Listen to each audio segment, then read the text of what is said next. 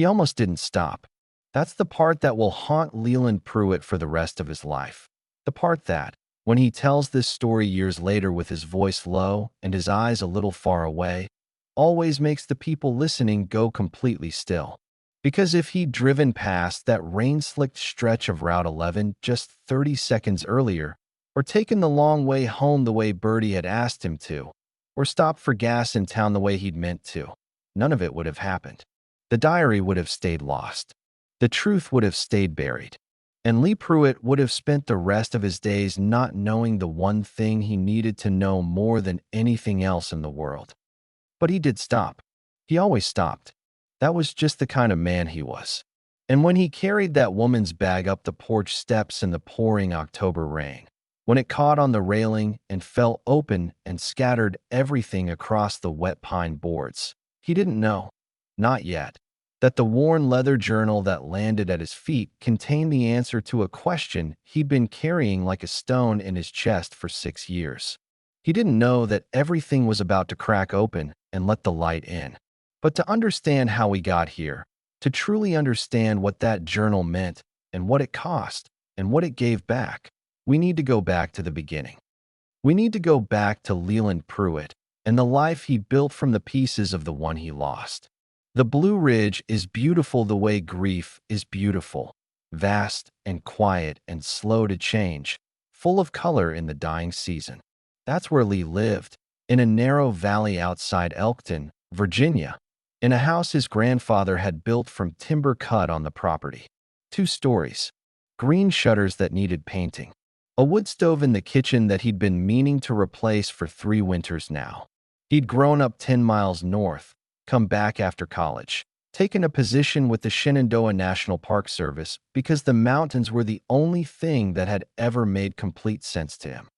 He was 38 years old, and he was, by any honest accounting, doing all right. Not great. Not the way he'd imagined doing at 38 when he was 22 and the world felt like something you could hold in your 2 hands and shape. But all right. He had the house. He had the job. He had 312 acres of federal forest to patrol on horseback 3 days a week. And he had a daughter who, on her best days, was the funniest and most ferociously alive human being he had ever encountered. Her name was Bertie. 8 years old, gap-toothed, brown-haired, absolutely convinced that she had once heard a bear sneeze and that this made her special among all the children in her second-grade class. She collected interesting rocks the way other kids collected stickers. She had opinions about pasta shapes. She called her father Lee sometimes, just to watch his expression shift, then broke into her great whooping laugh before he could respond. She was, in every way that mattered, the reason Lee Pruitt got out of bed. She had been 2 years old when her mother died. Cora Pruitt, née Whitfield, age 31, had been driving back from a baby shower in Harrisonburg, a pink and gold afternoon affair she had called Lee from the parking lot to describe, laughing, when the accident happened on Route 33, just past the Elkton turnoff. A wet road, a curve that came faster than it should have. The car went off the shoulder and down a 15-foot embankment into a stand of white pine. It was October 14th. The leaves were turning. Lee had arrived at the hospital 20 minutes after they called him. He was told she hadn't suffered. He was told that someone had been with her, a witness who'd called 911, a passerby who had climbed down the embankment in the dark, but by the time Lee got there, the person was gone. The ER nurse said she thought it had been a woman, middle-aged, that she'd been shaken up and given a statement to the deputy and left before anyone thought to get her number. Lee had never been able to find out more than that. The deputy who'd taken her statement had retired 2 years later and moved to Florida. The report listed her only as a female passerby, no injuries, voluntarily departed scene. He'd spent a long time in the first year wondering about that woman. Had Cora been conscious? Had she known someone was there? Had she said anything? Eventually, because a man with a 2-year-old has no room in his days for questions that have no answers, he had stopped wondering. He had tucked the question away somewhere deep and kept moving. He had kept moving for 6 years. And then came the October evening. The rain coming sideways off the mountain. Birdie in the back seat asleep with her mouth open and her rock collection in her lap. When Lee came around the bend on Route 11 and saw the hazard lights blinking orange in the ditch, he almost didn't stop. He told himself later it was the weather. Driving was already bad, visibility cut to maybe 40 feet, and pulling over on that stretch was asking for trouble. He told himself Birdie was asleep and he didn't want to wake her. He slowed the truck anyway, because Lee Pruitt had spent 8 years as a park ranger and he did not drive past people in ditches, not in weather like this, not with dark coming on fast. The car was a silver hatchback, late model, Virginia plates, and it had gone halfway off the shoulder with its front left tire sunk deep into the soft mud of the berm. Not a rollover, not a crash, just a wrong moment. Maybe she'd pulled over to check something and the mud had taken the wheel. The kind of thing that happened in an instant and stranded you completely. He pulled his truck up behind her with the high beams on, put his hazards on, told Birdie, who was still asleep, deeply and gloriously asleep, that he'd be right back, and grabbed his rain jacket. She was standing at the back of her car with her phone in the air, moving it in slow circles the way you did when there wasn't a bar of signal for 10 miles in any direction. She was wearing a light jacket, completely inadequate for October in the Blue Ridge, and her hair was already plastered to the sides of her face. She was somewhere in her mid-30s, maybe, with the kind of face that held something carefully behind it, the way a window holds light inside a dark room. She looked, above everything else, like a person who was running on fumes and had been for a while. She startled when his door opened. He raised both hands before he was even out of the truck. "I'm not a threat," he said, which he'd learned years ago was the most important first sentence in a situation like this. "Ranger, Shenandoah Park Service. You need a hand." She lowered her phone, looked at him, then at his truck, then at him again, with the specific, evaluating gaze of a woman who had learned to trust her gut. Whatever she saw in Lee Pruitt apparently passed the test, because her shoulders dropped about half an inch. "My tire," she said. "I pulled over to look at a map, and the whole front end just sank." "Yeah." He already had his flashlight out, crouching at the tire. "It's deep. You got a spare?" She did. But the jack she had, a small, lightweight thing that came with the car, wasn't going to be enough for the mud. He told her that plainly, not unkindly, and watched her look at the sky with an expression that was exactly one layer above despair. "I have a jack in the truck," he said. "Give me 20 minutes. "You don't have to. It's 40 degrees and you're wet," he said. "I'll take that over our argument. There's a sleeping kid in my back seat, but she sleeps through everything. You can get in the front and stay dry." She looked at the car, looked at the dark coming off the mountain, looked back at him. "Okay," she said. "Thank you." Her name was Audrey. He got that much from her while he worked the jack, kneeling in the rain, mud up to his forearms, Birdie somehow sleeping through every bit of it in the back. Audrey Crane. She was from Charlottesville, but she'd been driving. She said this carefully, the way you say things you haven't said out loud yet. She'd been driving out toward the national forest because her mother had loved it out here, and she was trying to find the right place to scatter her ashes. "I'm sorry," he said, not the way people say it automatically, but the way people say it when they mean it. "She passed 8 months ago," Audrey said. "Heart. Sudden." She paused. "Well, not entirely sudden, I guess. She'd been not well for a few years. Quietly not well. She was good at keeping things inside." The tire came free. He got the spare on. He stood up and was completely soaked from the knees down. She insisted on shaking his hand, which made him laugh for the first time in what felt like a week. He would have driven away right then, would have watched her taillights disappear into the dark and never thought about her again, except maybe as a story to tell Birdie in the morning. But then the hatchback, with its newly mounted spare, refused to start. It turned over twice and died, and the third time it made a sound that Lee Pruitt, who had spent 2 years doing auto mechanics before the Park Service job, recognized as a very bad sound. She looked at the rain. She looked at her phone with its 0 bars of signal. She was 1 hour from Elkton and 3 miles from any structure with lights on. There's a motel in town, he said. But it's Thursday and it's hunting season and it's been full since Monday. He knew because one of his patrol partners had tried to book it for his in-laws last week. I've got a guest room, he added. It's not. I'm not suggesting anything. Bertie's there. My daughter. And it's that or the car, and it's going to drop to 31 tonight. She said yes. He could tell it cost her something to say it. That she was not a woman who said yes easily to things that required trust. And somehow that made him trust her more. He woke Bertie when they got back in the truck. His daughter surfaced from sleep in the particular way she always did. Fully, immediately, like a switch thrown. She stared at Audrey in the passenger seat for a full 3 seconds. Who are you? Bertie asked. Audrey, why are you in my dad's truck? My car broke. Bertie considered this with the gravity of a judge. Do you know what kind of rock that is?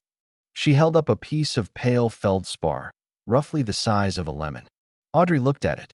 Granite, maybe? Bertie's eyes went wide. It's feldspar, she said, with the delighted superiority of a child who knows a fact you don't. Most people say granite. You were close. Audrey smiled then. A real one. The first one Lee had seen. And there was something in it, some brief, unguarded brightness, that he found himself looking at for just a moment longer than he should have. He kept his eyes on the road. The house was warm. He'd left the wood stove banked low, and it took the oak log he added maybe 10 minutes to bring the kitchen up to the temperature of a held breath. Audrey sat at the table while he made coffee, and Bertie, who should have been asleep an hour ago and had clearly decided that the presence of a stranger in the house exempted her from all ordinary bedtime law, sat across from her and conducted what Lee could only describe as an interview. What was Charlottesville like? Did she have a dog? Had she ever seen a bear up close? What was the best kind of pasta?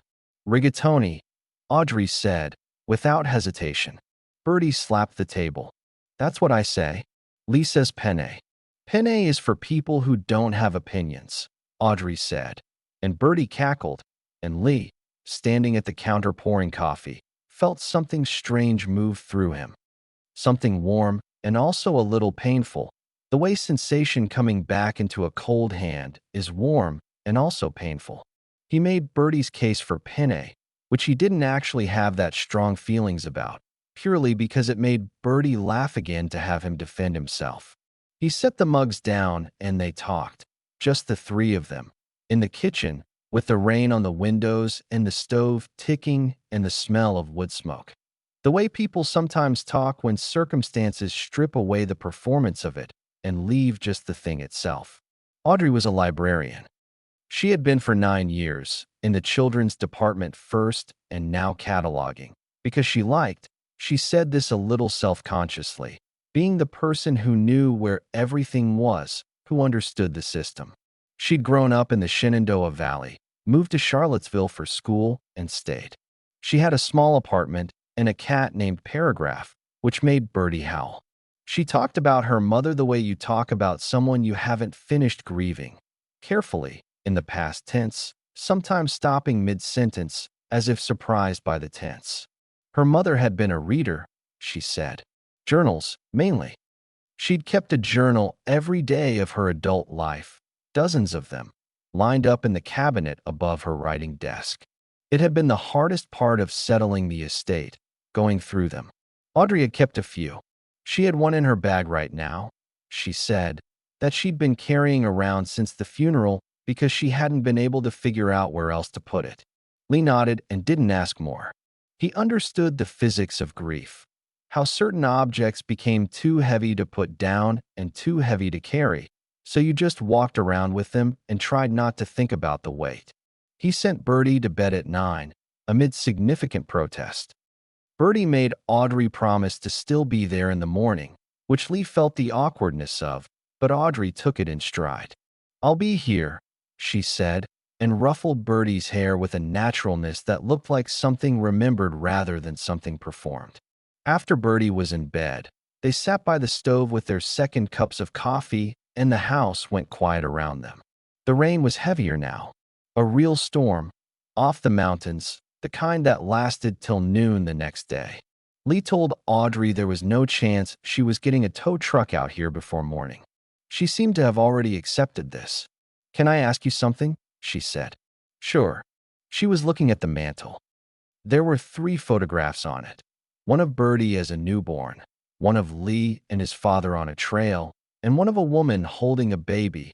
Birdie at maybe 6 months, asleep on a woman's chest, the woman looking down at her with an expression that had no name. "Is she?" Audrey stopped. Started again. "Her mom." "Yeah," Lee said. "Cora." A pause. And then Audrey said something that he would think about later, turning it over, looking at it from different angles. She said, "She looks like someone who laughed a lot." He looked at the photo. "She did," he said, and his voice was level. "She really did." "How long ago?" 6 years and 4 days, he said. October 14th. Audrey was quiet for a moment. When he glanced at her, her face had done something he couldn't name, gone still in a way that was different from ordinary stillness, the way a room goes still when something in it has been recognized. "I'm sorry," she said, and again it sounded like she meant it, and again there was something underneath it, some extra weight to the words that he registered without understanding. He would understand it later. She went to bed shortly after.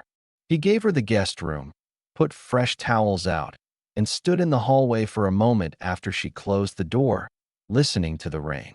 He was not a man who believed in signs. He was a man who believed in weather systems and tire pressure and the weight-bearing capacity of oak beams. But standing in that hallway, he had the particular feeling of being on the edge of something. The feeling you get standing on a ridge line when the cloud cover breaks and you realize the view is larger than you'd understood. He shook it off and went to bed. Morning came gray and rain-washed, the valley fog thick as cotton from the creek to the tree line. Birdie was up before both of them. This was her nature. She emerged from sleep into full velocity, and by the time Lee came downstairs, his daughter had shown Audrey her entire rock collection, laid out on the kitchen table in a taxonomy that Birdie had developed herself and could not be argued with. Audrey was sitting there in yesterday's clothes, hair damp from the shower Lee had told her was hers to use, cataloging each rock with the focused attention of someone doing real work. She'd written names on the notepad from the junk drawer. She'd looked some of them up on her phone. Signal had returned with the morning, thin but present. "This one," Birdie said, holding up a dark palm-sized stone, "I found by the creek after the big rain in July." Lee said it might be a meteorite. "I said it might be a meteorite," Lee confirmed from the doorway. "I also said it probably wasn't." "It might be," Birdie said firmly. Audrey held it up to the light. "The only way to know is to take it to someone who can test it," she said. "A geologist. And until then, you're completely allowed to believe it might be." Birdie looked at her father with satisfaction. Lee made breakfast. He made it the way he made everything, without drama, without fuss, moving around the kitchen with the practiced ease of someone who had been the only adult in this house for 6 years. Eggs, toast, the blueberry jam Birdie liked, sliced apples because Birdie had a thing about whole fruit that he'd never gotten to the bottom of. Audrey helped without being asked, moving to the counter to butter toast, sidestepping him at the stove with a natural choreography that shouldn't have been natural with a person she'd known for 12 hours. They ate. The fog pressed against the windows. They talked about the valley. She'd grown up one ridge over, she said, in a place not unlike this, and she'd forgotten how much she'd missed the particular quality of light in the mountains in October. The way the fog collected in the low places. The way the trees went amber and rust and deep wet red. "My mother used to say that October in the valley was proof of something," Audrey said, turning her mug in her hands. "Proof of what?" Birdie asked. Audrey thought about it. That the most beautiful things are also the ones that don't last. Birdie considered this for a long moment with 8-year-old gravity, then said, "Like blueberry season." "Exactly like blueberry season," Audrey agreed. Lee watched her across the table and tried to put his finger on what it was about her. Beyond the obvious, beyond the simple fact of a person in his kitchen who filled it differently, better than it had been filled in a long time. It was something more specific. It was the way she said certain things, the way she'd said Cora looks like someone who laughed a lot, the way she'd gone still at the date, the way she was here right now with his daughter's rocks and not performing interest, but actually giving it. Like she was looking for something. Like she had been for a while. But he was probably imagining things. That was a hazard of living alone with your thoughts for 6 years. After breakfast, Bertie went out to the porch to look at the creek gauge. She'd appointed herself official monitor of the flood risk protocols, another thing Lee had never gotten to the bottom of, and Lee and Audrey were alone in the kitchen, washing up. "I want to say thank you," Audrey said. "Properly. Not just last night's thank you. You didn't have to do any of this." "I know," he said. "I did it because I wanted to." She looked at him sideways. "You're a strange kind of person, Lee Pruitt. I mean that as a compliment." "I know what you mean," he said. "I've been told." She was drying a mug, turning it in the towel, and she went quiet for a moment before she said, "My mom used to say," she stopped. Started again. "She used to say that the right thing always knows when to show up. That if you've been paying attention, the universe, or whatever you call it, will put exactly the right thing in your path at exactly the right time." She set the mug down. "I used to think that was wishful thinking. And now," she looked out the window at the creek and the fog, "I'm less sure." The tow truck came at 11. The hatchback had a cracked fuel line. Not a 5-minute fix. The mechanic in town told Audrey on the phone. 3 to 4 days minimum waiting for the part. She stood on the porch in the clearing light, the fog burning off the ridge, and held her phone and did the math on something internal that Lee couldn't see. "I'll drive you to town," he said. "There's a motel." "It's full," she said. "Hunting season." "Right. A beat." "I have a guest room," he said, "that is currently not being used for anything except storing a bin of Bertie's overflow rocks." She looked at him. The first hint of humor crossed her face. "Careful," tested. "You're going to have to let me help with the cooking." "Done," he said.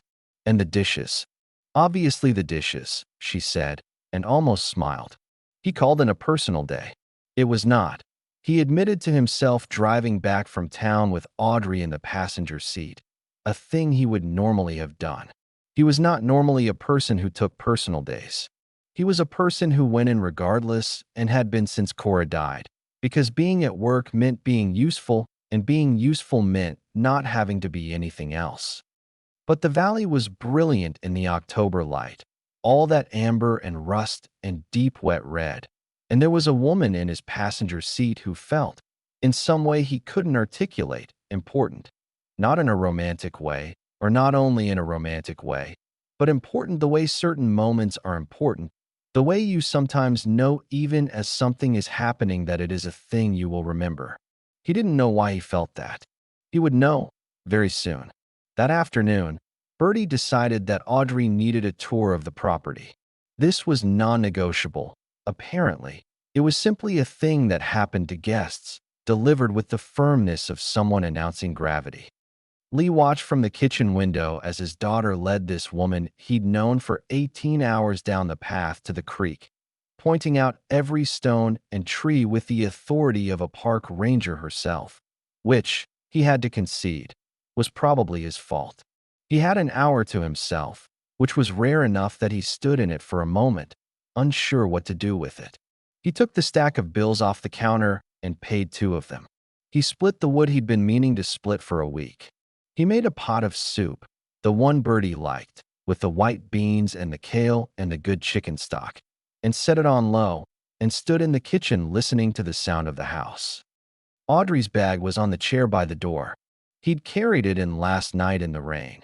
It was a large canvas tote, olive green, with a brass clasp, and it had caught on the porch railing and fallen.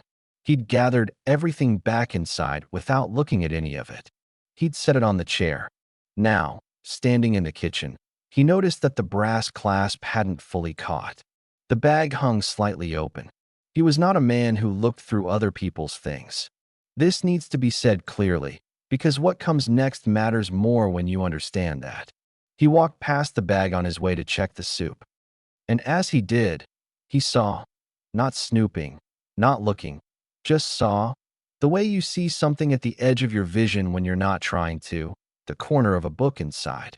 A worn leather journal, dark brown, its cover creased in the way things get creased when they've lived in a bag for a long time.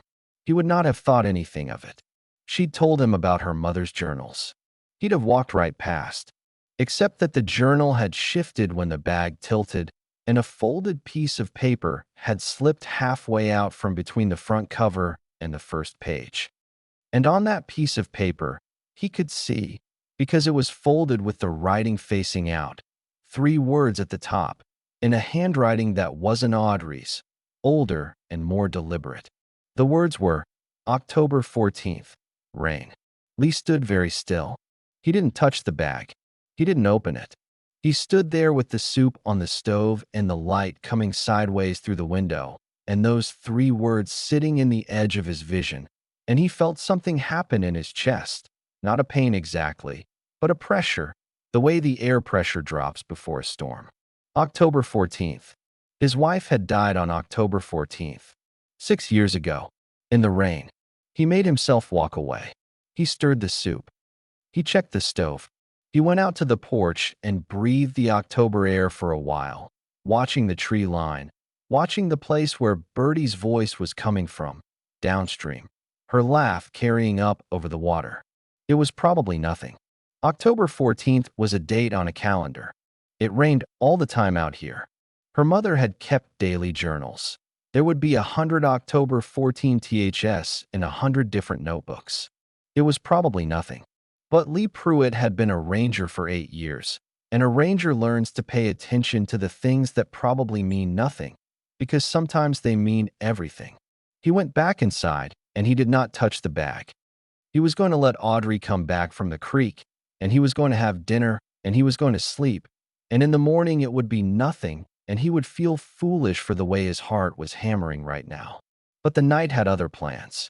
And if you've been paying attention to this story, to these 2 people, to the particular way the universe had been arranging them, moving them toward this threshold with the patience and precision of someone who has all the time in the world, then you already know what happens next, don't you? The 3 of them ate dinner together, the soup and the good bread from the bakery in Elkton that Lee stopped at on Fridays, and the meal was easy in a way that Lee could not stop noticing. Not easy like simple. Easy like music that you've heard before without knowing where. Easy like a room you've visited in a dream. Bertie sat between them and ate 2 bowls and talked about the creek and the frog she'd almost caught. And Audrey listened and laughed and told a story about a frog in a library. An actual frog that had gotten into the Charlottesville branch once, she said, through a window left open in the reference section. That made Bertie laugh so hard she put her spoon down. After dinner, Audrey helped Lee clean up while Bertie lay on the living room floor with her rocks and the big illustrated atlas of North American geology that Lee had bought her for her birthday. The kitchen hummed with the small sounds of 2 people doing something simple together. The dishwater steamed. The radio was on low, an oldie station out of Harrisonburg, something from the 70s, muffled and warm. Tell me about her, Audrey said, quietly, while she dried. He knew without asking who she meant. What do you want to know? Whatever you'd want someone to know. If you were telling her to a stranger. He thought about it. He said, she was the kind of person who knew exactly what the right thing to do was in any situation. Not morally, not like she was perfect, but practically. She could walk into any problem and find the right angle. It was like a gift. She used to say she just looked for the door in every wall. He paused. She made this soup. This exact soup. Different, because she had a different way with the seasoning, but she taught it to me. He looked at the pot still on the stove. I make it all the time now, and I can't get it the same. Maybe it's not supposed to be the same, Audrey said. He looked at her. Her face was turned toward the sink, the water. Maybe it's supposed to be yours now, she said. He didn't say anything for a moment. Then, what was your mother like? Audrey's hands went still in the water. She was quiet, she said. Not shy. She wasn't shy. She'd talk to anybody. But quiet inside. She kept a lot in. You'd think she was totally fine, and then she'd show you her journals, and you'd realize she'd been carrying things for years. A pause. She saw something once. An accident. Out on Route 33. She stopped. Something shifted in the room. Lee felt it the way you feel a change in barometric pressure. When? He asked, and his voice was careful and level the way his voice got when he was carefully holding something. A long time ago, she said. She was still looking at the sink. About 6 years ago, I think. She was never the same after. She had these episodes. Anxiety. She never slept well. She never told me the details, just that she'd seen something bad on the road at night and hadn't been able to help enough. She set the dish down. After she died, I read the journal from that year, and she stopped again. Lee put the pan down very slowly. Route 33, he said. Which part? She turned, and she saw his face. Whatever she saw there, the color of it, the stillness, made her go very quiet. By the Elkton turnoff, she said, just above a whisper. The kitchen was completely silent except for the radio, which was playing something none of them could hear. October 14th, Lee said. It was not a question. Audrey's hand went to her mouth.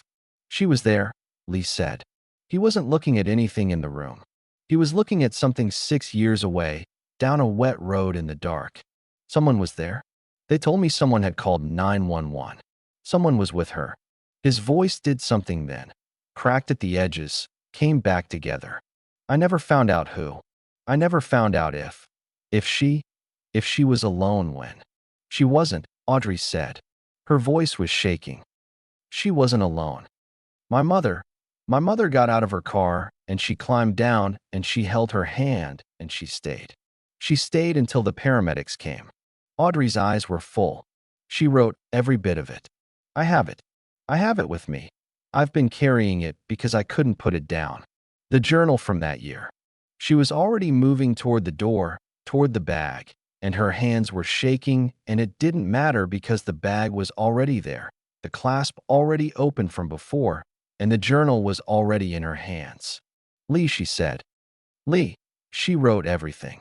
He sat at the kitchen table, and she sat across from him, and Bertie had come to the doorway, and they didn't know she was there. Not yet. And Audrey opened the journal to the page she'd had memorized since the night she'd first read it, 8 months ago, alone in her mother's apartment with every light on because she'd been too scared to read it in the dark.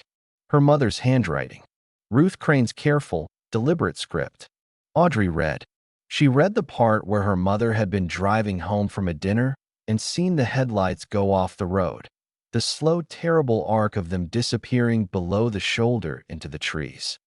She read about how her mother had pulled over and called 911 and this was the part that had broken Audrey when she'd first read it, and she felt it breaking again.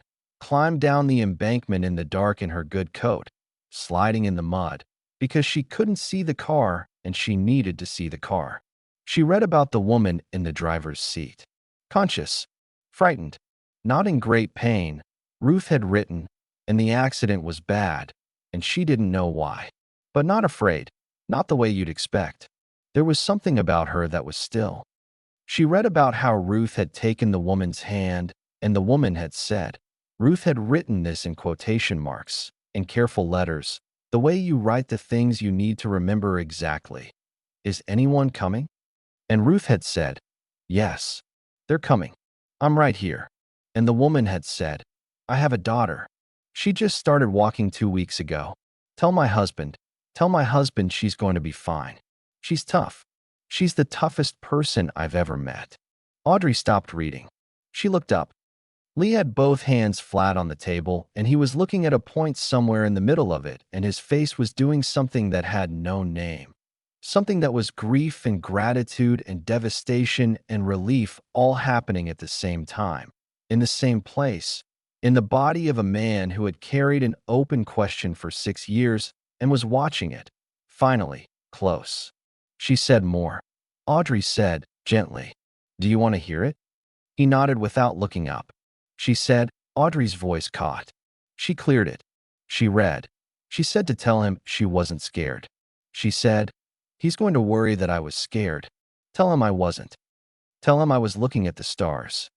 I looked up and I could see them through the trees, a few through the clouds, the way they come out right before a storm really gets going. I told her I could see them too. She said, good. And then she closed her eyes. And I stayed. I stayed until I heard the sirens. The kitchen was completely still. Bertie was in the doorway. She had heard everything, the way children hear everything. And her face was open and unguarded, and she was looking at her father. Lee Pruitt put his face in his hands. He didn't make a sound. His shoulders shook, once, and then again, and Bertie crossed the kitchen without a word and put her arms around him and laid her head against his arm. He gathered her in with one hand and held on. Audrey sat across from them with the journal in her lap and let the silence be what it needed to be, because she was a person who understood the weight of things and knew that sometimes the most important thing you can do for someone is simply stay. Stay until the sirens. She stayed. There are things that take a long time to say, and Lee and Audrey said them over the next 2 hours at that kitchen table, while Bertie fell asleep between them on the bench seat with her head on Audrey's leg and her feldspar stone in her hand. They talked with the radio off and the stove banked down and the October night pressing against the windows. Lee talked about the first year, about arriving at the hospital and being told she'd gone, and the particular cruelty of not knowing. For 6 years, whether she'd been alone, whether she'd been afraid, whether she'd known he was coming. He'd talked to grief counselors about it. He'd told himself, when he was being rational, that it didn't matter, that Cora was gone regardless of the answer, and the answer couldn't change that. But it mattered. He knew it mattered. There is a difference between a person dying alone and a person dying held, and he had needed to know, and he had not known, and it had been a stone in his chest every single day for 6 years, and he had just carried it. Audrey talked about her mother, about how Ruth had come home from that night changed in ways that were small at first and then larger, the insomnia, the anxiety, the way she flinched at car sounds on the highway. How she'd never told Audrey what had happened, not directly, only that she'd been involved in something difficult and hadn't handled it as well as she'd wanted.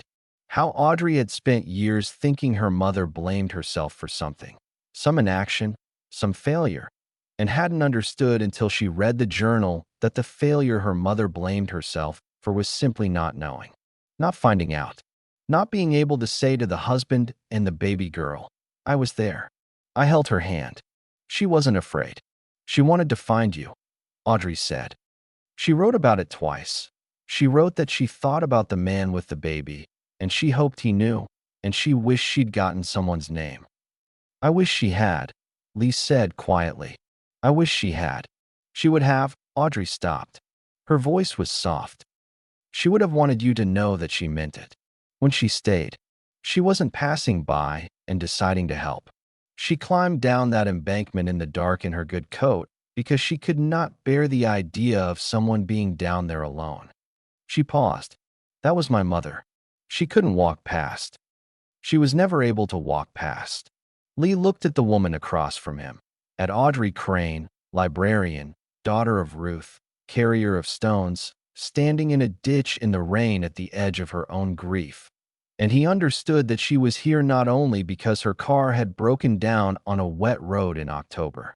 She was here because her mother had been unable to walk past. The thing Ruth Crane had done in the dark on that embankment 6 years ago had made, in its own way, a path, through Audrey's grief and Lee's, through the years between, through the fog and the rain and the mud and the mountains, to this kitchen table, to this night, to this moment. He didn't believe in the supernatural. He believed in weather systems and tire pressure and the weight-bearing capacity of oak beams. But he believed in this. He reached across the table and put his hand over hers, just for a moment, just long enough to say what didn't have words, and she didn't pull away. She turned her hand over and held on, and they sat there in the kitchen with his daughter sleeping between them, in the warm house in the valley, while October pressed its face against the windows and the creek ran cold and fast below. In the morning, the fog was gone. The valley came up gold and clear, one of those October mornings that the Blue Ridge offers like an apology. Here, take this, after everything. Where the light sits on the ridge line at a perfect angle, and the air smells like cold water and fallen leaves and something else, something under it, sweet and almost gone. Bertie made toast. She burned one piece, which was normal. She presented it to Audrey anyway, with the particular confidence of a child who has decided that a person is family. "It's well done," Bertie said.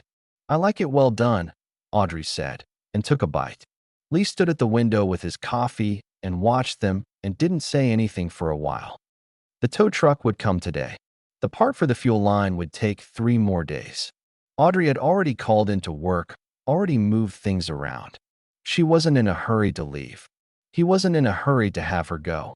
They drove up to the ridge that afternoon, the 3 of them, to the overlook where on a clear day you could see 4 counties and the particular bend of the Shenandoah that looked, from up there, like something someone had drawn freehand, imperfect and beautiful. Audrey had the small cedar box in her bag, her mother's ashes. She'd been looking for the right place for 8 months, and she'd known it the moment she'd seen the overlook from the trail. Bertie held Lee's hand, and they stood back, a little, while Audrey opened the box at the railing and let the wind take what it would. The wind came off the mountain in a long, slow breath and lifted it. The fine pale dust of a woman who had kept journals all her life and climbed down embankments in the dark and could not walk past a person in need, and carried it out over the valley, over the river bend, over the amber and rust and wet red trees, until there was nothing left to see. Audrey stood with the empty box and looked out at it for a long time. Then she said, softly, to nobody in particular, or maybe to her mother, or maybe to Cora Pruitt, who she had never met, she wasn't alone. Bertie tugged Lee's hand. He looked down at her. "Neither is she," Bertie said, nodding at Audrey, with the serene certainty of an 8-year-old who has decided something important and is not taking questions at this time. Lee looked at his daughter. He looked at the woman at the railing. He looked at the valley below them, golden and immense, the river catching the afternoon light in long silver pieces. "No," he said, "she's not. There are things that don't resolve cleanly, and Lee would be the first to tell you that." The grief didn't end that night at the kitchen table. It didn't lift like fog in the morning and leave nothing but clear sky. Cora was still gone. Ruth was still gone. The accident still happened on a wet road on October 14th 6 years ago, and the world was still smaller for it. But grief, Lee had come to understand, is not the enemy of living. It is the measure of it. It is the proof of what was real. He knew now that his wife had not been afraid. He knew she had been held. He knew that the last thing she had chosen to think about was her daughter walking. Bertie, 2 weeks into walking, falling down and getting up and falling down again with the same fearless determination she would carry into every single day of her 8 years so far. He knew Cora had looked at the stars through the trees and said good and closed her eyes, and that a woman with a good coat and no hesitation had been kneeling there in the dark beside her, holding on. He knew, and the knowing changed something. Not the grief, not the shape of the loss, but the quality of it. The stone in his chest was still there, but it was lighter. It had been something terrible, and now it was something terrible and something else, something he did not yet have the word for, but that felt, in the vicinity of his heart, like grace. Audrey came back 3 days later to pick up the hatchback. She came in with coffee from the place in town that Lee had told her about, and she sat with him on the porch while Bertie was at school, and they talked for 2 hours, not about the diary, or not only about the diary, but about all the ordinary things that people who are beginning to know each other talk about. Books she was reading, the trail he was scouting for a new horse route in the park, whether Bertie's rock was actually a meteorite and what it would take to find out. "There's a geology professor at UVA," she said. Retired. He used to come into the library. He'd look at it. Bertie would lose her mind, Lee said. That's the goal, Audrey said. He walked her to her car when she left. The hatchback with its new fuel line ran just fine, the mechanic had said. She put her bag in the back and her jacket on the seat, and she stood by the driver door for a moment, in the October light, in the valley. Same time next year, she said, with that careful almost smile. Or before, he said. She looked at him. Or before, she agreed. She drove away down the valley road, the hatchback disappearing around the curve below the ridge. Lee stood in the driveway for a while after she was gone, the way you stand in a room after someone leaves it, feeling the shape of what they left behind. He went inside. He made soup. He picked Bertie up from school, and she showed him a drawing she'd done of the overlook, the valley, for small stick figures at the railing. She'd drawn Ruth in the sky above them as a cloud, which Lee thought was the most correct thing he'd ever seen. He put it on the fridge. That night, after Bertie was in bed, he sat by the stove and he took out the piece of paper Audrey had left him, a copy she'd made at the library in town, of those 2 pages from her mother's journal. He read them again. He read about the woman in the dark, and the hand held, and the stars visible through the trees. He read the words he had needed to read for 6 years. She said to tell him she wasn't scared. He folded the pages. He put them in the drawer of his nightstand, next to the photograph of Cora and Bertie that he kept there, and he turned off the light. Outside, the October wind moved through the valley. The creek ran dark and cold. The stars, where the clouds had broken, were visible in pieces, not a full sky, but enough. The way they come out right before a storm really gets going. Lee Pruitt closed his eyes, and for the first time in 6 years, he slept. 3 weeks later, a package arrived from Charlottesville. A book, a field guide to North American minerals and gemstones, the good one, the one with the photographs. On the inside cover, Audrey had written, "For the scientist in residence. With love from A." Bertie read it cover to cover in 2 days. On the 3rd day, she carried her dark palm-sized stone to school and showed it to her science teacher, Mrs. Polito, who agreed that it was worth having tested. The test came back 3 weeks after that. It was not a meteorite, but it was a very rare piece of iron-rich garnet found almost exclusively in a particular formation in the Appalachian Range. Uncommon enough that the geology professor at UVA, who Audrey had arranged for them to meet in December, wanted a photograph and a sample for his database. Bertie, upon hearing this, sat very still for approximately 4 seconds. Then she said, "I knew it was special." She was right. She had always been right. Some things are that way. You carry them before you know what they are, and when you finally find out, you realize you always knew. You always felt it. The weight of it, the particular density of something that matters, even when you couldn't explain why, even when you almost drove past. This story, this specific, impossible, ordinary story, is the kind that makes you want to look at the things you're carrying. The rocks in your pockets, the journals in your bag, the dates that sit in your memory like landmarks you've never fully mapped, the near misses and the just barely stops and the pullovers in the rain that your common sense argued against and something quieter argued for. Lee Pruitt almost drove past. He didn't. And a woman who couldn't walk past had climbed down an embankment in the dark and held on, and written it all down, and her daughter had carried those words across a mountain in the rain on an October night, and the right question finally found its answer, and a man who had been moving forward on pure determination finally put down what he'd been carrying.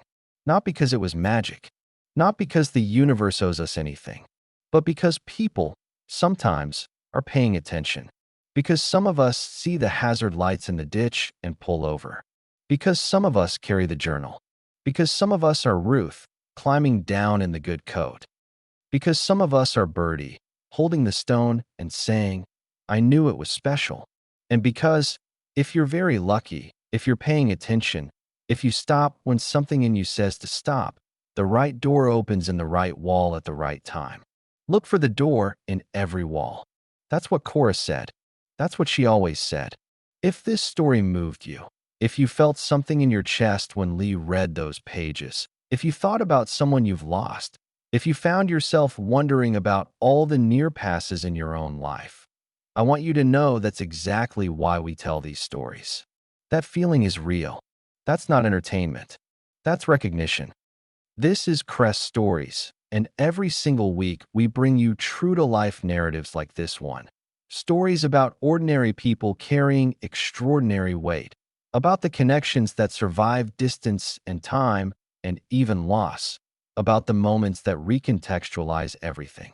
If you haven't subscribed yet, I hope you will. It costs you nothing, and it means that the next time we sit down together like this, you in your corner of the world, this voice in your ear, the story will already be waiting for you. Leave a comment below. Tell me, have you ever almost driven past something? Have you ever carried something for years not knowing what it was? I read every one of these, and some of the best stories I've ever heard have come from you. Until next time, drive slow. Stop when something says to stop. We'll be here,